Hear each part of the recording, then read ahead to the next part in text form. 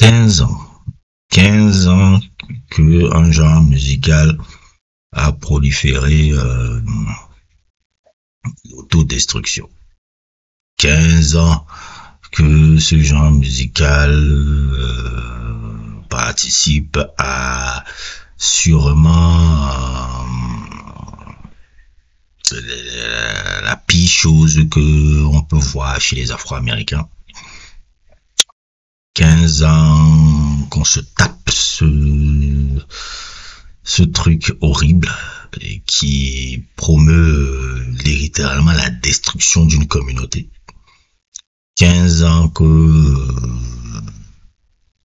je vois ce truc se propager partout dans le monde, en Hollande, au Ghana, en Ouganda, Danemark et aussi en France, partout.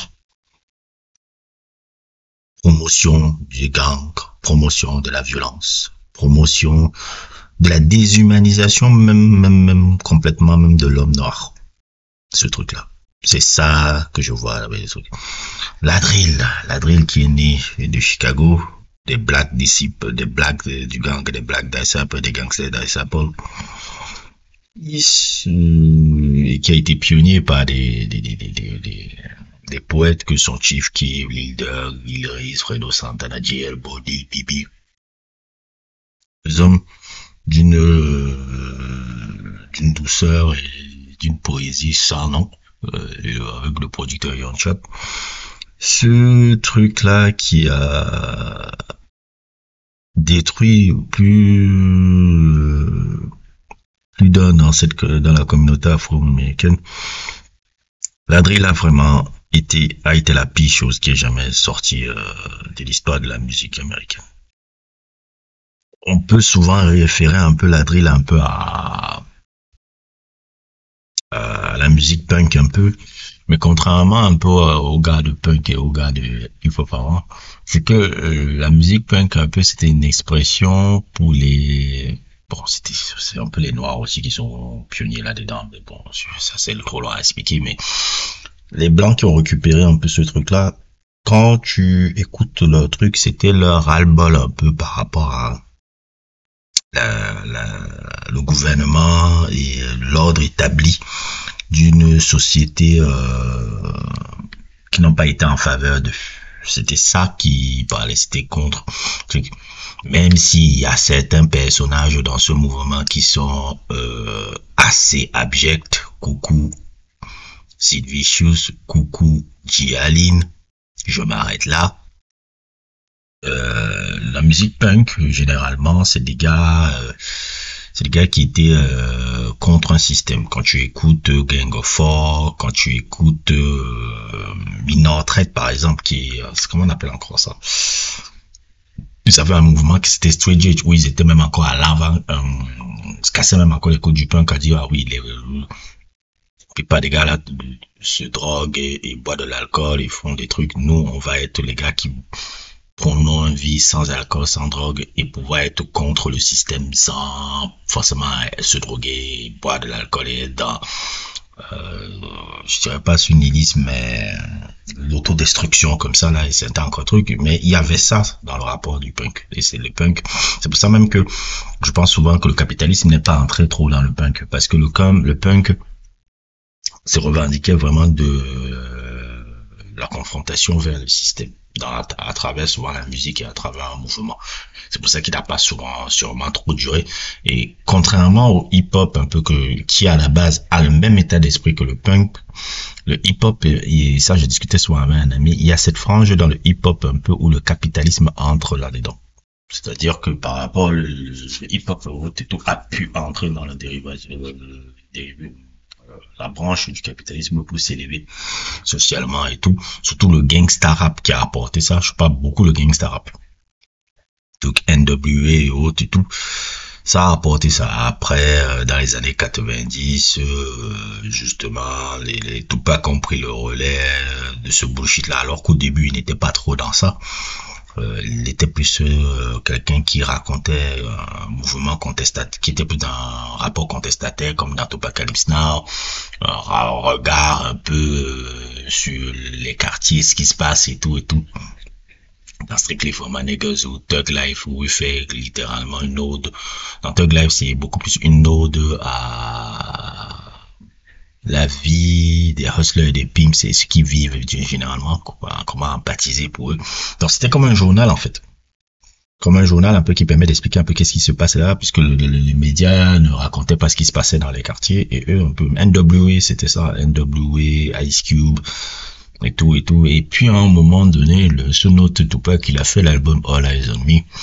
Et à cette période-là, même si c'est pas dans l'album ce morceau, il y a un son que je pense que ce son-là est responsable un peu de tout ce que je suis en train de décrire là. Le pire héritage de cet individu-là, le son Hit 'em Up.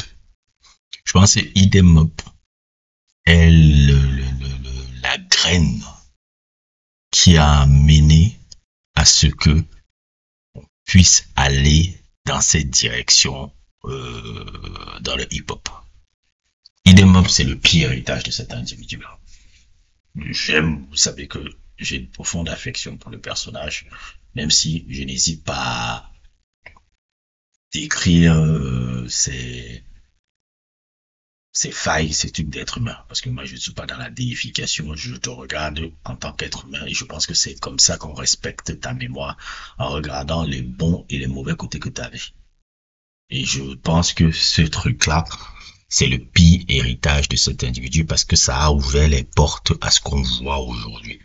Et la drill, pour moi, même si elle est dérivée du mumble rap, même si elle est dérivée de la musique crunk un peu, et même la musique crunk un peu, quand tu vois la musique crunk, c'est des gens qui expriment une colère en fait. Quand tu écoutes David Banner, que je vous ai fait un sujet sur Pastor Troy, Crooked Leaders, le groupe de David Banner aussi, j'essaierai de faire un sujet sur cet album-là, Grey Skies aussi. Le crunk et autres. Après, Lil Jon, il a amené le crunk un peu dans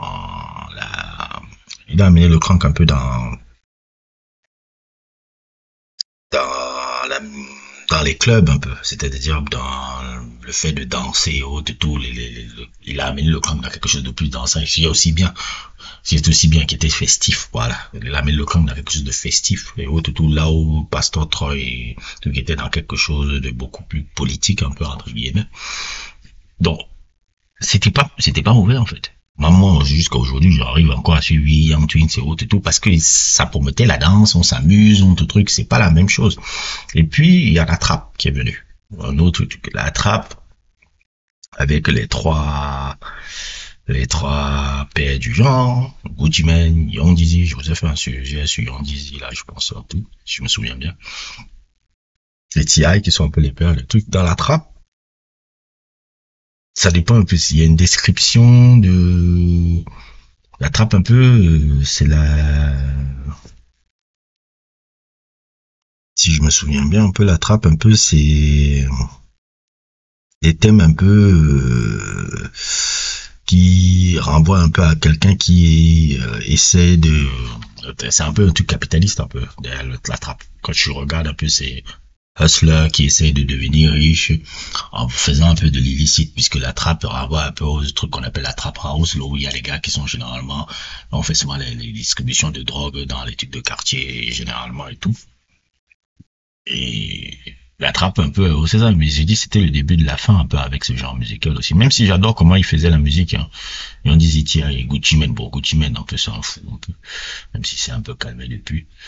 Et c'est ça un peu qui a amené le truc, mais la drill de Chicago, qui hérite un peu de tout ça, elle a amené dans un truc dans la violence et un nihilisme qui n'a aucun truc. On a commencé à parler des gangs, on a commencé à parler des morts, on a commencé à rire des morts sur dans les musiques, on a commencé à troller les gars qu'on a tués dans les disques, on commençait le truc et c'est pour ça que des personnages comme Chief Keef et Lil Reese, ils ont créé quelque chose où ça a été hérité par des fous comme King Von et Lil Durk. Pour moi, c'était littéralement les anges de la mort, les mecs là. Ce qu'ils ont fait dans les quartiers tout là-bas, c'était horrible.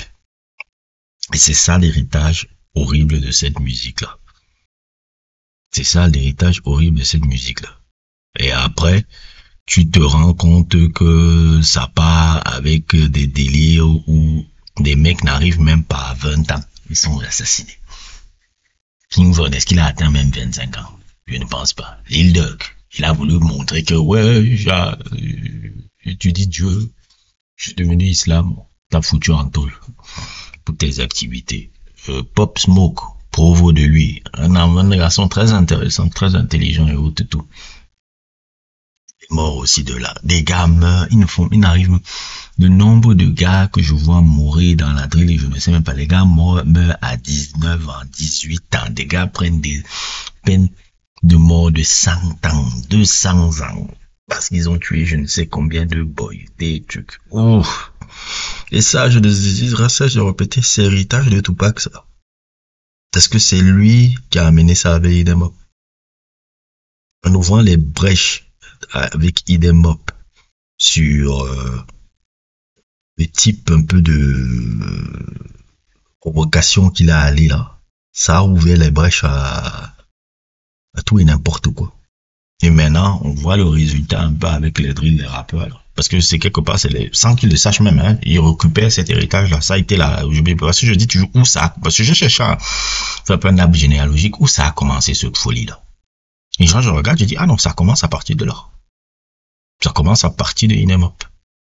Idem Up est l'origine de tout ce que vous voyez là. Et pourquoi je fais un peu cette vidéo un peu très improvisée, tout, c'est pour me dire que moi, je ne peux pas faire la promotion, je peux pas avoir des enfants qui écoutent cette musique-là si j'en ai, et faire la promotion de cette musique-là parce que c'est pour moi la musique, je suis très sérieux avec la musique, est le prolongement de ta personnalité et la musique nourrit ton âme. Si tu te gaves de conneries comme la drill, le truc et autres, tout, ça te permet de penser d'une certaine manière. Ça te permet de penser d'une certaine manière, ça te permet d'avoir un style de choses qui ne sont pas forcément agréables. Je ne dis pas que, ouais, oh, il faut suivre Léo Ferré, il faut suivre truc et autres, d'ailleurs même, il faut suivre Léo Ferré c'est bien.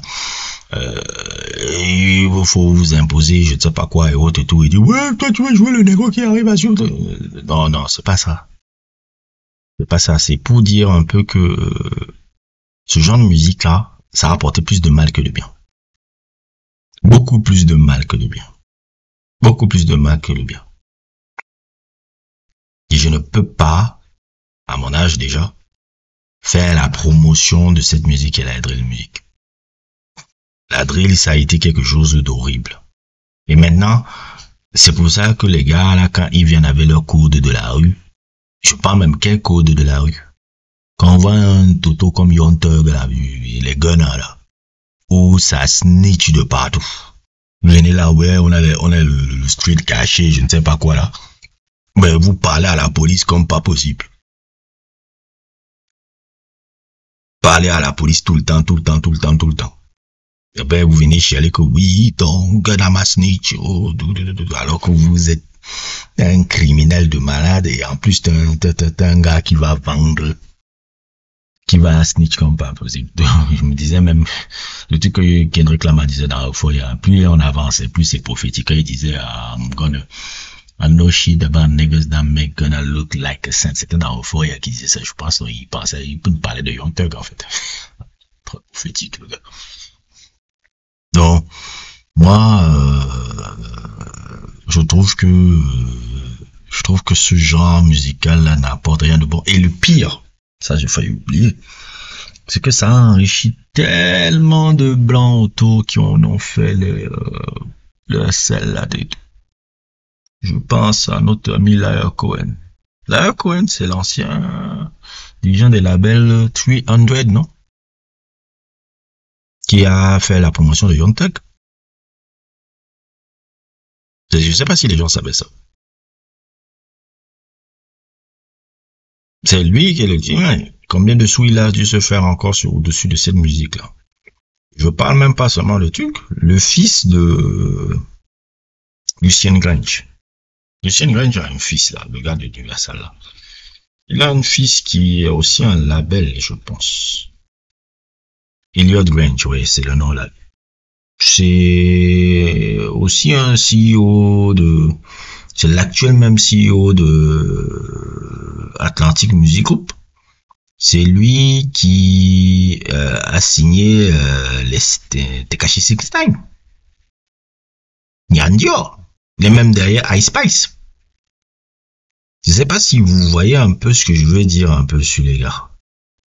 Ces blancs-là qui font la promotion d'une certaine culture afro-américaine urbaine, tout en montrant le pire de cette culture-là. Il est dans le label de Tekashi, c'est Sunny 69 et dans le label de Elliot Grange, là, qui est le CEO, c'est le CEO d'Atlantic maintenant. Quoique son label à l'époque, ça s'appelait quoi, 10,000 Project, tu me rappelles bien. Donc, voilà un peu. Ces blancs-là ont réussi à se faire de l'argent sur ces conneries-là. C'est eux qui ont réussi à faire de l'argent sur ces conneries-là. Et pendant ce temps, nous, les Afro-Américains s'autodétruisent. Nous, on participe aussi à ce truc-là. Et on veut émuler maintenant les trucs là-bas. C'est comme ici un peu. Je suis désolé, je veux pas citer leur nom, hein, mais un jour, je vais pas mettre leur photo. Parce que je veux pas qu'on commence à venir me dire, oui, tu as dit ça sur mon YouTube, là. C'est tenté, je vais avoir ma paix. J'ai vu des gens un jour ici, là, faire un documentaire en essayant de dire que oui, nous avons vécu dans la rue et tout, alors que c'est des mecs qui, si je me trompe pas, venaient du lycée français de Dakar. Le lycée français de Dakar, pour être là-bas, faut être un bourge. J'ai été prof là-bas. C'est un bourge, faut être bourge pour là-bas. C'est les enfants de bourge. Ou la pension, comment on appelle ça, la pension, c'est de 1 million francs CFA. Pour être là-bas. Par mois, je pense, pour payer. 1 million. Que ton enfant fréquente à Mermoz, tu payes 1 million. De francs CFA, bien sûr. Donc, j'ai vu ces gamins-là qui font du rap maintenant et tout. Et qui venaient nous expliquer que oui, ici la police nous dérange, on ne peut pas fumer notre beurre en paix, et autres et tout, on a grandi dans des conditions. J'ai dit, mais vous êtes des enfants qui sont nés,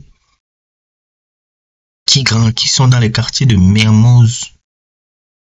Vous êtes dans le quartier de Mermoz, de Cité Korgori, c'est des quartiers de Bourges.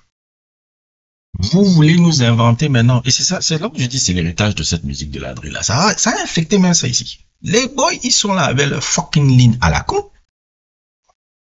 Venez nous expliquer que non, les mecs qui vivent dans la rue, les gars. Tout ça pour imiter les King Von et les Pop Smoke. Ils nous disent non, frère, que la police ici nous fait chier, ils nous laissent même pas fumer la bœuf. On a mis la bœuf interdite. On va te laisser fumer la bœuf, pourquoi? La bœuf, c'est quelque chose d'interdit, c'est de l'illicite. On doit te laisser la fumer la bœuf, pourquoi? Non, un truc, ouais, tout, on essaie de s'en sortir. S'en sortir de quoi? Tu es un fils de Bobo qui habite aux Almadies et l'autre, il habite à Mermoz. Et tu as fréquenté au lycée français. Tu n'as pas fréquenter au lycée de Guédiawaye? Si c'est un gars de Guédiawaye un peu qui parlait là, je pourrais l'écouter. C'est ça, ces gars-là, ça pourrit tellement la tête des gens, ce genre musical-là, que j'ai même vu ça, ici, là, avec une certaine génération, où je les regarde et je dis, mais dans quel film vous êtes mis, là, en fait, vous, là? C'est un peu ça qui me fascine un peu avec ça. Donc, bon, c'est un peu ma parenthèse et tout. Dans tout ça pour dire que l'héritage de cette musique-là, c'est de le bullshit, là. On peut me dire tout ce qu'on veut. La drill music est une connerie absolue. C'est une connerie absolue. Je ne pourrais jamais faire la promotion de cette musique-là. Il y a une très grande différence entre le hip-hop et la drill music. C'est pas pareil. La promotion de la violence, la promotion de l'autodestruction, la promotion de trucs qui n'élèvent pas une autre communauté et tout. Bref, c'était juste mon bavardage du jour. N'hésitez pas à liker, n'hésitez pas à vous abonner et à plus pour d'autres aventures.